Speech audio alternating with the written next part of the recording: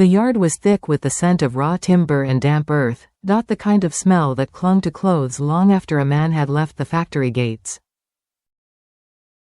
Late afternoon light filtered through suspended dust, casting a bronze sheen over what looked like a small mountain of stacked wood. "Wow, this is a huge pile, son." The older man's voice carried both pride and calculation. His gaze swept over the towering stacks. "This place must hold about 30 tons, he continued, narrowing his eyes. "Enough to keep the workers busy for quite a while. Let's just hope it doesn't rain this month." Rain would mean delay. Loss meant tension. Delay meant loss. "Will there be a lot of wood coming in this time?" he asked. He had already measured, calculated, anticipated. The younger man nodded. "Yes, sir." "And you checked the quality carefully?" There was a pause, the kind of pause that lingers after past mistakes. "I checked it, yes, very carefully. After John's incident, there was no room for oversight. No room for trust without verification. No more generous assumptions. You must be extra careful with your work," the older man warned quietly. "I understand." The exchange was professional, especially now. Yes, controlled. But beneath it pulsed a generational tension, one built on expectation. Legacy, and the quiet fear of repeating another man's failure. A worker approached, hesitant but urgent. "Excuse me, boss, many workers are taking time off this season. Please consider how to handle it. We may need to increase salaries for new employees." The air shifted. Operational problems were rarely simple. "It's difficult," came the measured reply, "but perhaps we can offer incentives, higher pay, fewer hours." "Send it to me. Draft a complete plan. If it's reasonable, we'll implement it." The machinery hummed. The business moved forward, but outside the gates of industry, something far more fragile was quietly unraveling. The simplicity of everyday life later, in a smaller, humbler corner of town, domestic life unfolded in softer tones. "It's very dirty," someone murmured, brushing dust from a chair. "Please sit and wait." "How much does it cost?" 10,000 VND. Small exchanges. A modest meal simmering in the background. Small kindnesses. "I'll boil it a little later," she said gently. "Do you like this dish?" "Yes." "Please wait, thank you." There was a tenderness in the ordinariness, the kind of tenderness that survives without wealth. Without power, without influence. And then came the New Year greetings. "Uncle, you've come to visit. Please come in." Gifts were exchanged, modest. "I wish you and your family a healthy and prosperous new year." Ceremonial. "May your company grow even more successful." The well wishes were formal. Yet something beneath them trembled. Polite. "I'm a little surprised that you did this," she admitted carefully. "It's not worth much." The man shrugged it off. "I was here, so I bought it." The ritual of Tet, Lunar New Year, carried weight. But not everyone arrived with peace in their heart. Renewal. Forgiveness. "Is your company on holiday yet?" "Almost."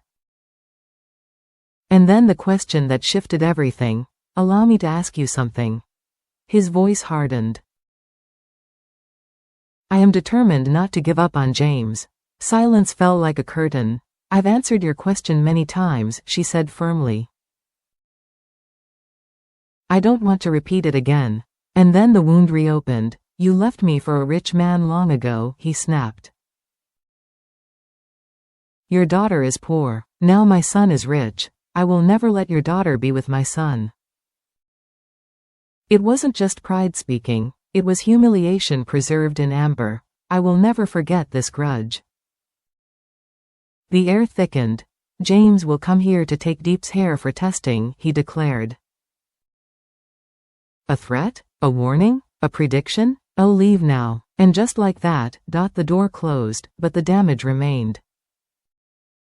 Suspicion in quiet corners. Why did he suddenly bring me a gift? She asked after he left.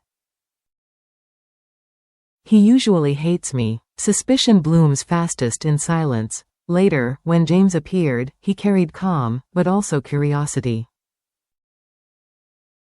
I met Dad on the way here. Did he say anything? No, just a New Year's gift. James tried to steer the evening towards something lighter. I thought I'd invite you to the city for dinner. She hesitated. I've finished work. It's been a long time since we went out, he insisted gently, but life in the countryside moves differently. NHI isn't here, she explained. Her grandmother came and took her for a visit. She hasn't seen her in a long time. James paused. Aren't you afraid she might have ulterior motives? She shook her head. I know what kind of person she is. There won't be trouble. But certainty is often a comfort we give ourselves. And Dad didn't say anything? She pressed again. No? They spoke of TET schedules. Workers from nearby villages, bonuses for overtime, safe topics. Normal things. He noticed something white on her clothes. I'll brush this off, maybe from tending the chickens.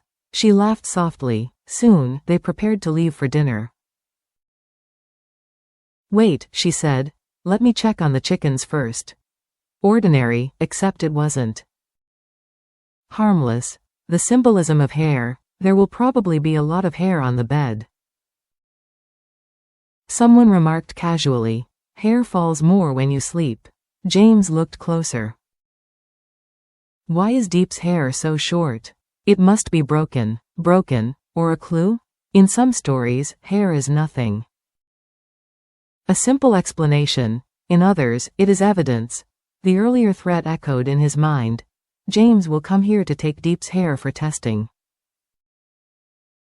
Testing for what? Doubt had entered the room quietly. It would not leave easily. Are you done? He asked. Yes. Bring the gift box inside. The box, innocent, decorative, sat heavy with implication. Outside, the factory would continue its rhythm. Salaries would be debated. Bonuses calculated. Inside homes, New Year greetings would be exchanged. But beneath the surface of work and ritual, suspicion was taking root. A father guarding his son's future. A woman defending her dignity. A daughter caught between pride and poverty. And James, standing at the intersection of love and loyalty, determined to uncover the truth. Even if it shattered everything.